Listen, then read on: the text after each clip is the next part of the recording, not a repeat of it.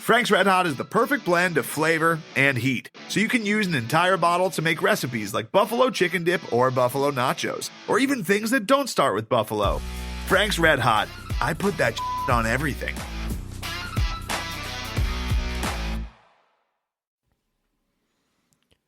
Craig, football is almost back.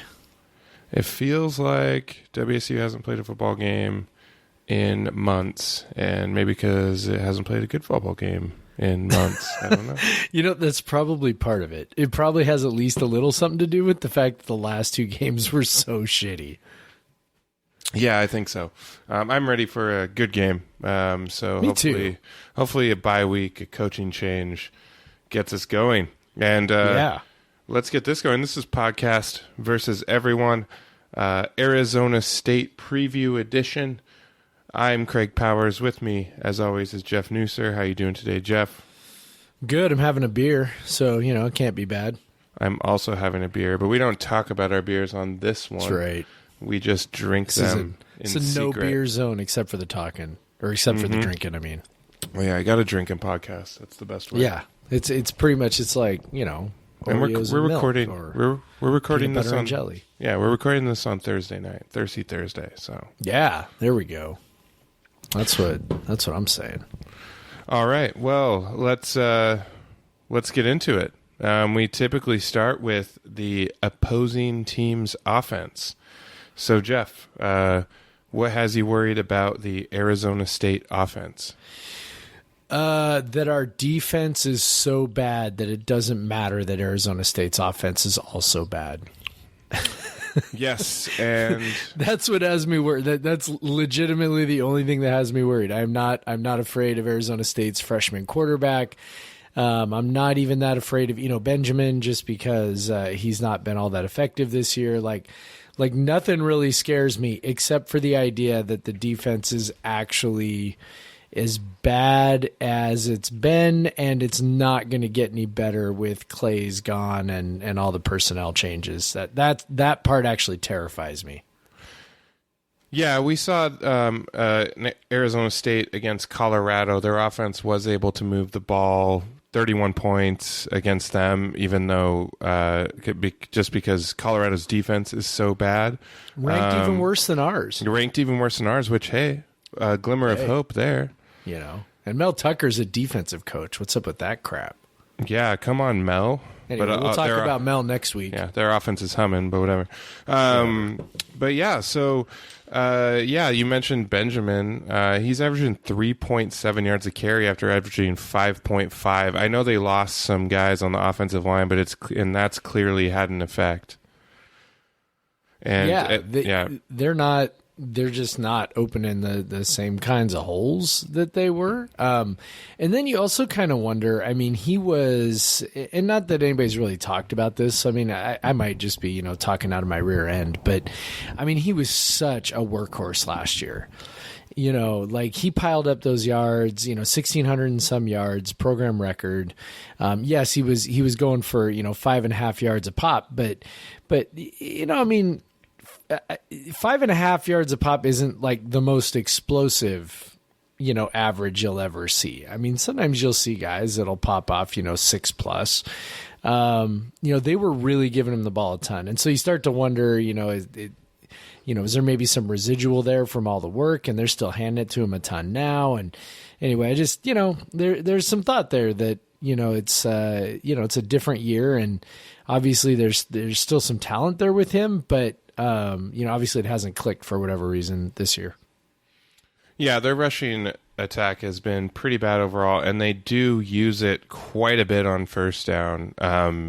I saw with not counting sacks, and I couldn't figure out how to suss out the sacks just on first down without digging deep into play-by-play data. Yeah. But with the sacks, they had rushed 87 times on first down, and I think they had just thrown about 53 times. So they are a first down rushing attack for sure, and that's either with the quarterback Jaden Daniels or Benjamin primarily. Not a lot of other guys touch the ball in the running game for them. It's mostly those two. They've gotten about roughly 80% of the runs, I think, or 85% of the runs. So they're going to be touching the ball a lot. They really, to throw some stats on it, they are 114th in rushing success rate. That's out of 130. That's pretty, which is bad. Wildly terrible for a team that runs it as much as they do. Yeah, they run the ball 48th most percentage wise, which was, I thought it was going to be much higher than that, honestly. So that's not that bad. They're throwing the ball a little bit more than you would think, given when you watch their games. It just kind of feels they're always bleeding the clock, though. 59 possessions in 59 total offensive possessions in 5 games is not a lot. Just raw numbers, they were 111th most possessions. Obviously, some teams have played 6 games, some teams have played 5, like Arizona State and WSU. So that drops them down, but still, they're definitely towards the bottom in number of possessions. Utah was actually at 52, and WSU had a whopping 9 possessions in that game. So that's the type of impact a team that slows the game down can do, which honestly, just I'm sure the WSU defense is more than happy to do that. But so Arizona State, not very good on early downs. Not very, like they get stuffed on runs quite a lot. 101st worst stuff rate against in the nation. WSU has actually been pretty good on downs when they know teams are going to run. Like they on obvious running, like on short yardage situations, WSU is pretty good. But what WSU isn't good in, and what we saw them get shredded on against Utah, is that third down and long. And this is what terrifies me, is that Arizona State, the one good thing their offense does is passing downs. That's the only good thing they're good at. Which is completely wild for a team that, is, Herm Edwards was an NFL coach, defensive-minded guy. He was a defensive back. And so obviously he's got that defensive coach philosophy. We're gonna run the ball. We're gonna grind them down. We're gonna whatever. And it's so obvious from looking at their stats that they are so much better throwing the ball than they are running the ball. And obviously the everlasting debate is, are they able to throw because they try to run so much? And the new age analytic guys will tell you that that's a bunch of baloney, that they don't really correlate, but coaches believe it, they do. And so I guess good, good that Herm Edwards wants to run pass all day. Yeah. But like where that kind of falls is expected passing downs. It doesn't matter if you're running the ball a lot. They're just when they expect you to pass, like when it's 3rd and 12, 3rd and 8, like it doesn't matter. It doesn't matter if you're been running the first 2 downs. So WSU, the reason we're worried, they're pretty dang bad on passing downs, and Daniels is averaging 13.1 yards per attempt on 3rd and 4 or greater, which is pretty good. Yeah. And half of his passes have went for at least 15 yards on 3rd and 4 or greater. So and WSU, not so good. Not so good against pass downs. Not so good. We're really bad against UCLA. We're pretty bad against Houston, at least in the first half on passing downs. We're pretty bad and just plain awful on passing downs against Utah. So I fully expect. Sorry, I'm getting some dings. It's really annoying. I got to mute my my things there. But I expect to. I fully expect to get Arizona State in some 3rd and longs, and you're going to get all excited, and you're going to feel like the defense is doing well. But you got to wait and see what happens on that 3rd and long, because it's been real bad all year, and I don't think 1 week of practicing in some new or maybe old positions for some guys will suddenly fix everything on 3rd and long. Yeah, I think that people should go ahead and get their running quarterback tweets and comments all queued up and ready to go. WSU struggles with a running quarterback is probably going to pop up a couple of times in this one. Yeah, I definitely expect not only Daniels to hit some plays with his arm, but also make a few plays with his feet. Yeah. He does run the ball quite a bit. Yeah. This is a guy who was a 4-star, borderline 5-star kid, number 2 dual threat quarterback in the country. Like he can legit run. And there will be some moments where he probably scrambles for some first downs and really pisses us all off. Yep. And that helps them kind of stay in this field position and clock management, which is kind of what Herm Edwards' offense is kind of feeding into his defense, and that's what they're doing. They have some like I think their best receiver right now is a JUCO transfer, Brandon Ayuk. I don't know how to say it, but he's also I think that's right. He seems to be a pretty good punt and kick returner. So that could come into play. Although WSU's, they've had some issues in certain games and against that. So yeah, but he really doesn't spread the ball around much. About 4 different guys catch 75% of the balls. So it's not like Utah. Utah was spraying the ball around quite a bit, and it's not like WSU does. So yeah, really, it comes down to, are they going to, like, I have a hard time believing they're going to suddenly be really bad on passing downs, and WSU is going to suddenly be much better on passing downs. Like that's hard for me to believe. Yeah, I do think we could. I think there's a chance we could be much better on passing downs, and it stems from getting Daniel Isom back into a cornerback spot. Yeah. And then getting Skylar Thomas not necessarily into the safety spot, but out of the nickel spot. Absolutely. So I don't know how much of an upgrade he'll be at safety over Isom. One thing that's also worth noting, he is playing now his 3rd different position in the last year because he was the free safety last year. Yeah. And then he goes to nickel. Now he's a strong safety. So, in theory, strong safety maybe plays to his skill set. Leach talked about that, said that, maybe he's a guy who's better, kind of getting a downhill, head of steam. Well, yeah, because they moved him to nickel, and it would seem that they thought he had there's a skill sets that kind of can be mirrored there. Right. Yeah, so the idea is, sure tackler, you can attack, you can blitz, things like that. Sure Rush tackler, passer, in theory, right? Like that's the idea. That's the skill set they thought he had. And so obviously it wasn't working out. And so, you put him in strong safety, which is, typically a bit closer to the line of scrimmage than free safety, and kind of let him go from there. I never thought he was that strong at free safety last year either. No. I heard, thoughts from coaches that were like, no, we actually liked what he did. And I was like, okay, maybe I just don't know anything. That's fine. Which is, of course, entirely possible. So, he didn't look that strong to me, but, whatever. Here's to hoping maybe the strong safety move puts him in a position that kind of maybe is a little bit of a happy medium where he's maybe not as stuck in coverage as he might have been as a free safety. He's a little bit closer to the line of scrimmage, maybe take advantage of some of his aggressiveness. Mm-hmm. But you're also moving him out of that nickel position where he just struggled mightily, both to get in on tackles and cover guys. So one thing that's interesting is, so Pat Nunn is moving into that spot.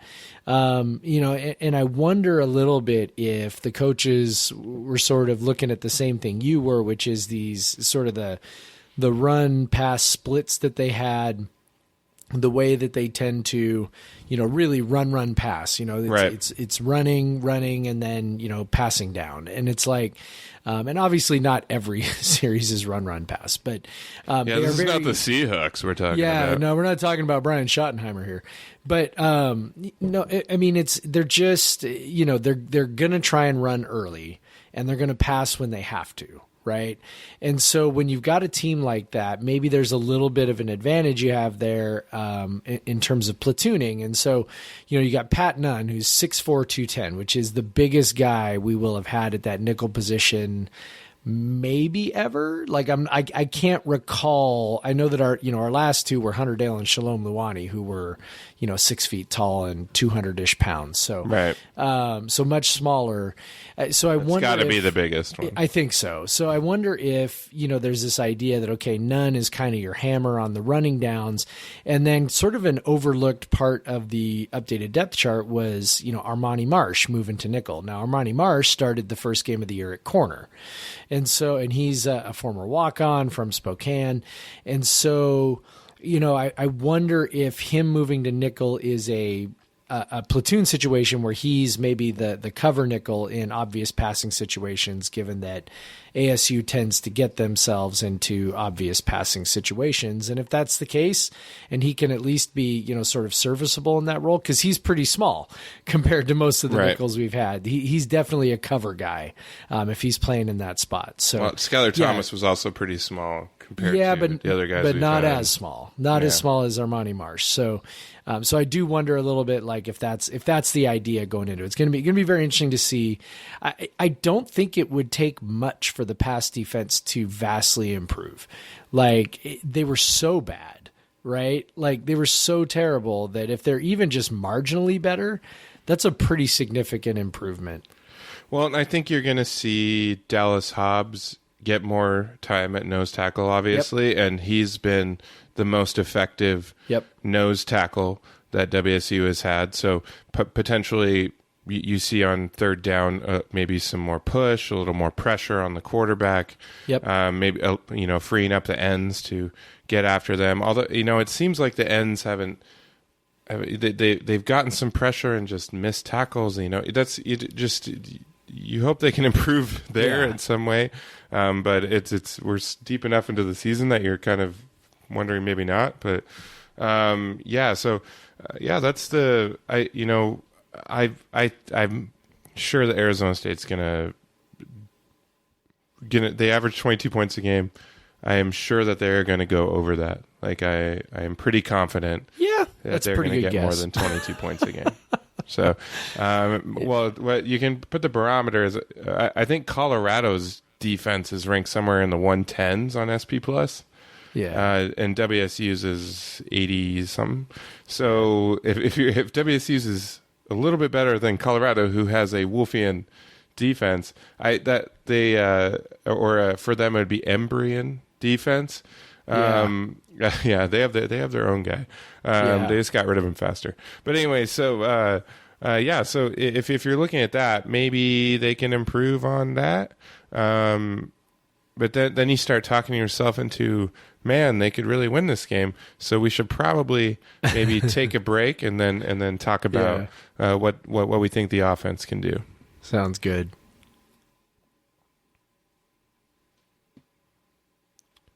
And we're back. We're back. Good ad again.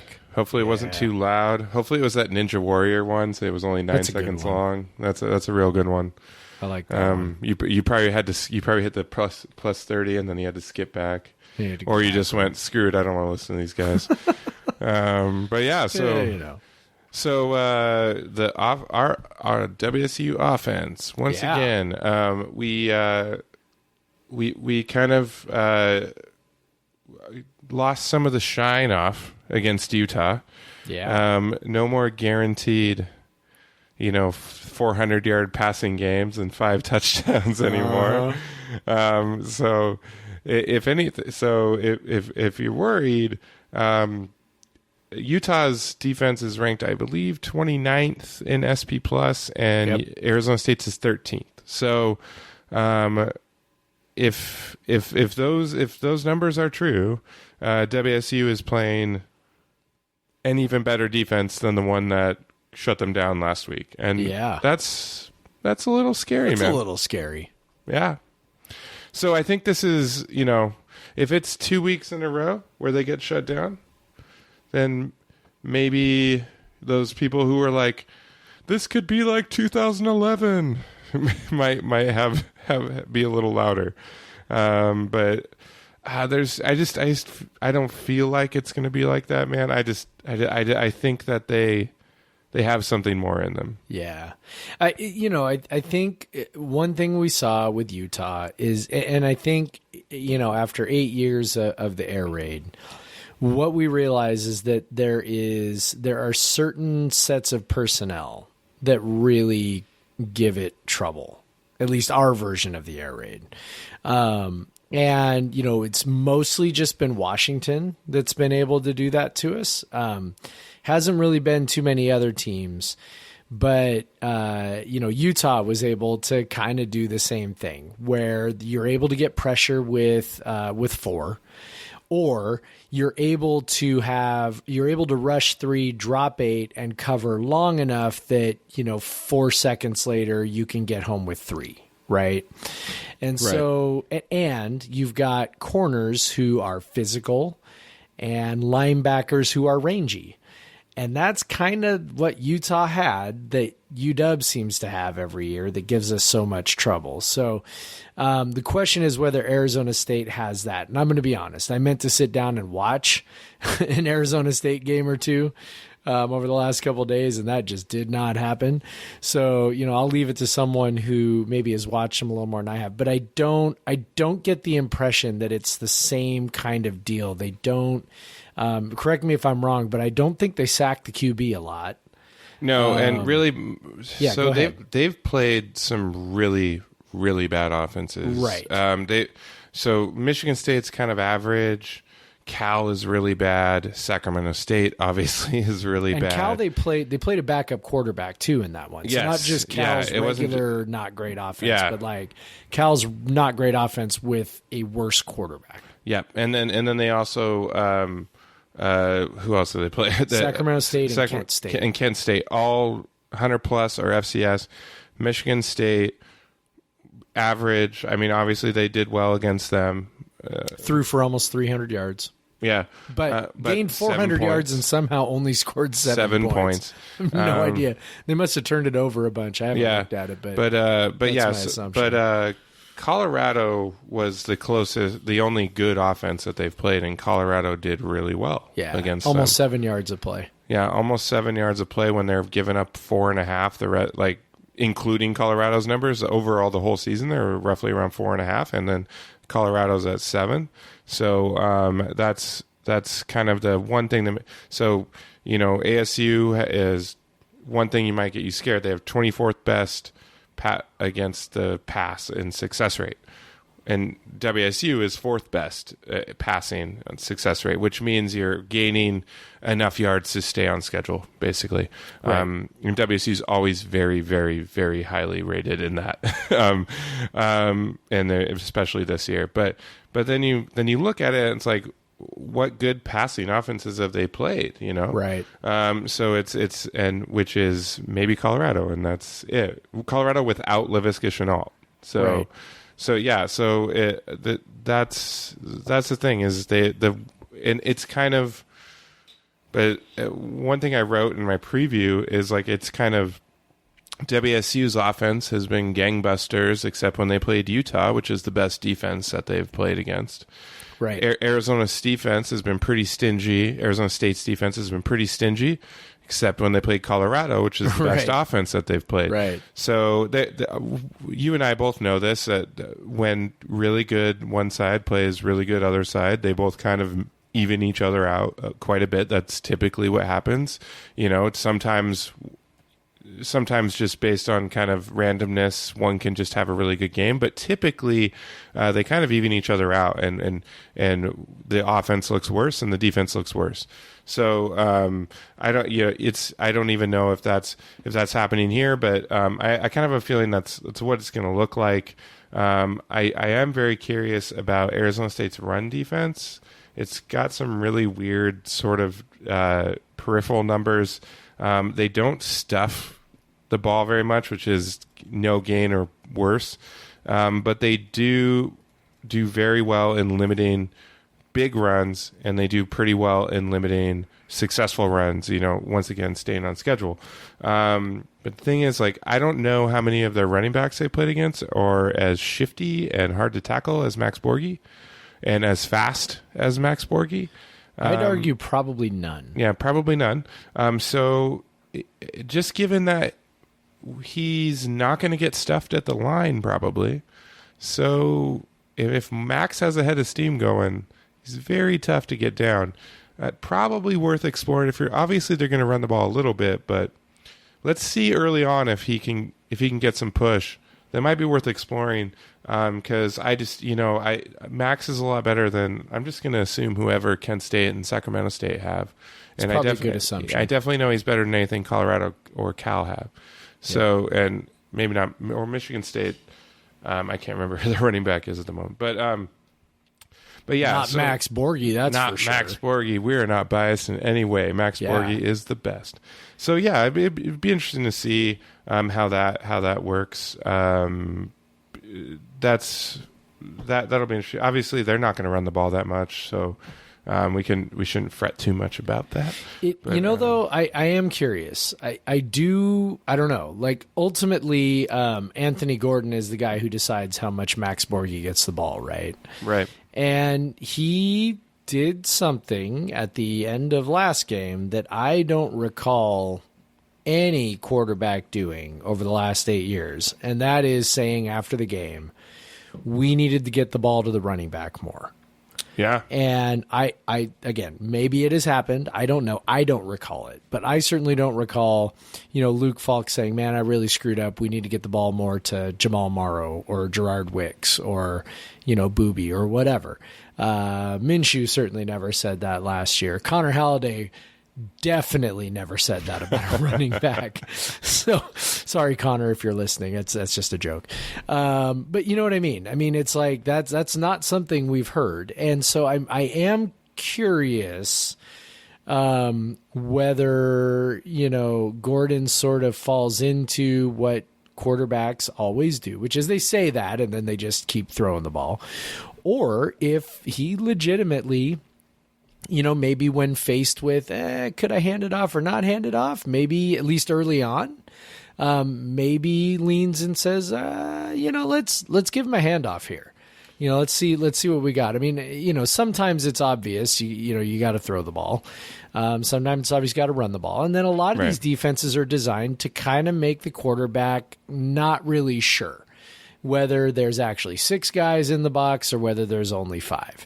And, people always talk about the drop 8. Oh, you got to run the ball if they're dropping 8. They're not dropping 8 before the snap. They're dropping 8 when it's snapped, So it's like, it's all about what it looks like before it's snapped. And, it's pretty tough to tell when, everybody's bailing except for 3 linemen, before the snap. So I am curious to see if Gordon maybe decides that, we're gonna hand the ball off a little more, or if Leach decides as well. I have a hard time believing Mike Leach is gonna, call more runs and say, run the ball.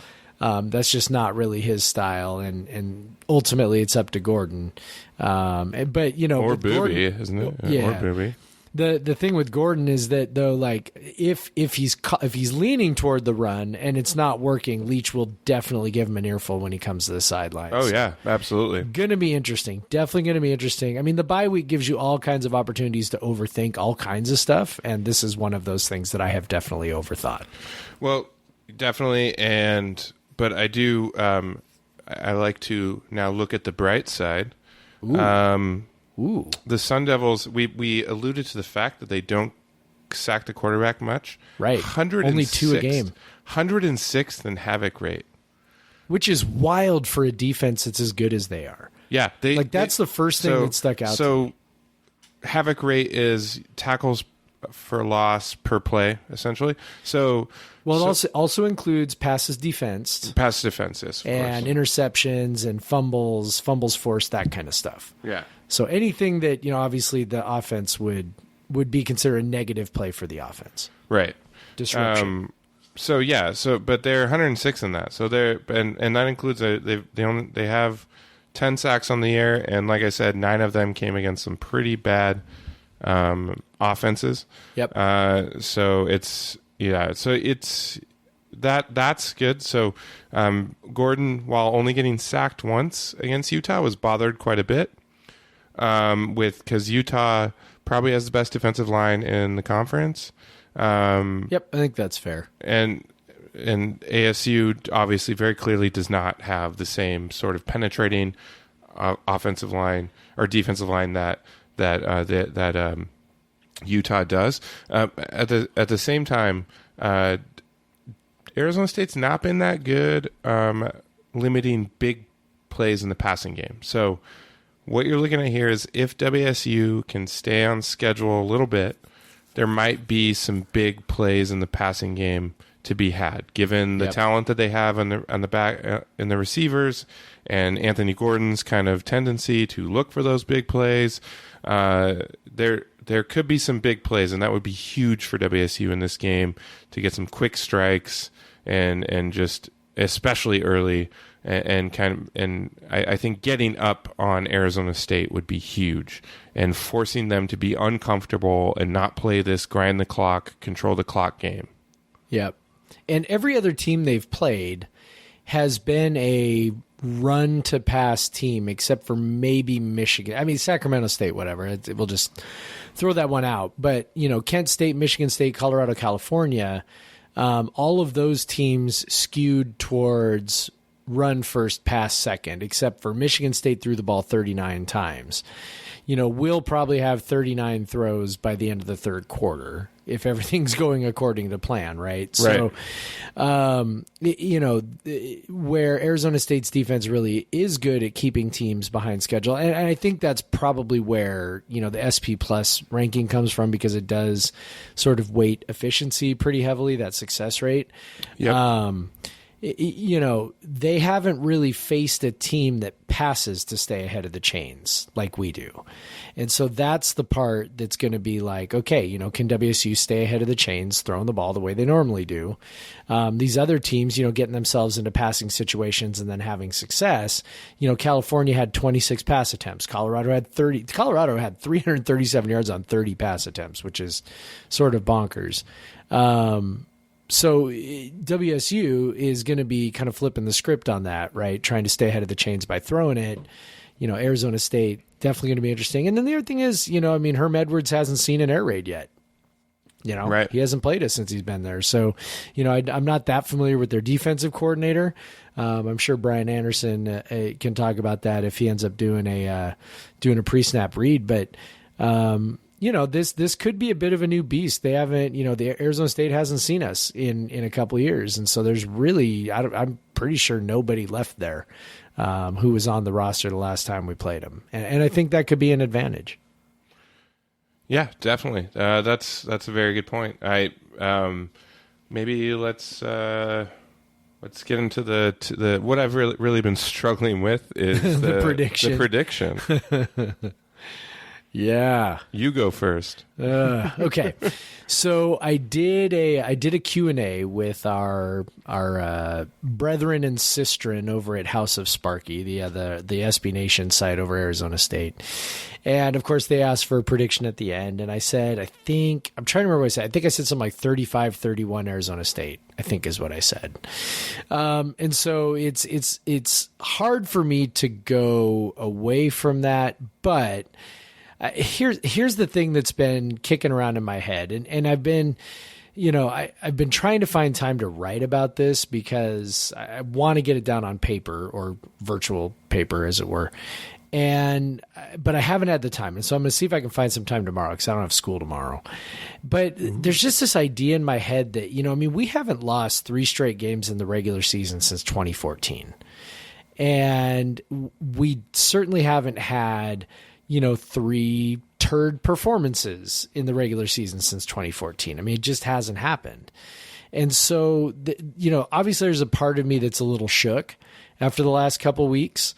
Looking at the way UCLA ended, looking at, the game against Utah, 13 points, and, all the fallout from that with, Leach yelling at the offense after the game about not being tough. And I'm even more convinced now that he was talking to the offense after listening to Connor Halliday's interview with the Cougs Talk guys, because he talked about, how mad Leach gets when the offense isn't working, because it's like, it works, it's working, what are you doing, why is it working, like you must be doing something wrong. And so I am sure that he looked at those 13 points as a personal affront, to his coaching. Like nobody ever should be able to hold us to 13 points, only we can hold us to 13 points. And so I think that's kind of where his attitude is coming from. So I, kind of putting all this together in my head, I'd be really surprised if the offense isn't good. Like I'd be really surprised if we saw another subpar performance from the offense. 30 plus points, I think is the expectation. Whether the defense can hold Arizona State to less than that, I don't know. I think a close game favors Arizona State. And in fact, it's kind of weird. I kind of see maybe two scenarios. I see where it's a close game and Arizona State wins, or it's a game where we actually win fairly comfortably. Particularly if we can get ahead by a couple scores and make Arizona State chase. They are not built to chase. They are built to keep a game close and keep a game close and keep a game close, which is what they do. If we can get them into chase mode in some way, I think there's a chance we could win this by a couple touchdowns. So I see it as a fairly volatile game. That could turn on some turnovers because Arizona State does not turn the ball over hardly ever. If we can somehow coax a turnover out of them and cash in, that would be huge. And then we just have to make sure not to give their terrible offense a short field with a turnover of our own. So I'm going to reverse course from the Q&A, and I'm going to predict a 35-24 victory for Washington State.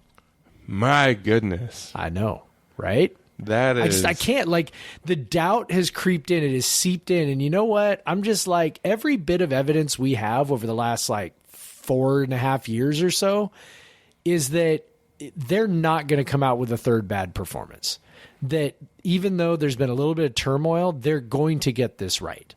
And they're going to come out and they're going to be pissed off and they're going to want to win and they're going to want to score. And I think that Arizona State is not going to quite be prepared in much the same way we weren't prepared for Utah when that happened. We were not prepared for what Utah brought after losing to USC. I think we're going to see a similar thing on Saturday from the Cougs. Yeah, I was looking at my Facebook memories today, and this week is the 4-year anniversary of WSU going on the road and beating Oregon in Eugene and essentially sparking this whole run. Good memory. And what I was thinking was that was coming off a pretty frustrating conference loss, a pretty frustrating start to the that season. Loss to Cal. Some people after that loss to Cal were really down and thinking maybe Leach wasn't the guy for the job. Gee, I wonder who that was. Who would be stupid enough to write that? There definitely isn't an article from 2015 written by Jeff Nusser that no one should look at that. What a moron. But yeah, so... continue. But yeah, so I'm thinking that, and it was the week before homecoming, much as this is, and they just came out and they obviously didn't come. They started fast against Oregon, but then were down late and came back and won. And we kind of saw the resolve that was our first hints at the resolve that a Leach program has. Yep. And so I'm 100% with you on that. They can totally prove me wrong on Saturday, but I just can't believe that. And I just feel like the defense will be at least marginally better, only because they'll be fired up to prove some people wrong. And actually, I think Daniel Isom playing cornerback will have a positive. I do too. Positive impact. Probably the most positive impact of all of them. So I'm riding with it, dude. I'm not going 11-point win like you though. And yeah, I agree with you. Arizona State favors a close game, but I think maybe some of their close game luck maybe needs to run out here. Yeah. And the last time they lost a close game was a couple games ago at home after they got a huge road win over a ranked team. So let's roll with that. Let's go 34-28 Cougs, and let's get back on track. Let's set up the rest of the season with some positivity going into homecoming. And I don't know. If we didn't have this bye week between Utah, I can't even imagine what our predictions would look like. That's so true. We're just like, you know what? We've talked, and I mean, a week ago we were just like, oh, we're doomed, and it's like now we're like, you know what? Fuck that. We're good. Yeah, we're good. Mike Leach is the best. He'll get it figured out. Yeah, I just, but you don't see them come out and just suck at offense multiple times in a row. So you don't. So I think they're going to put points up.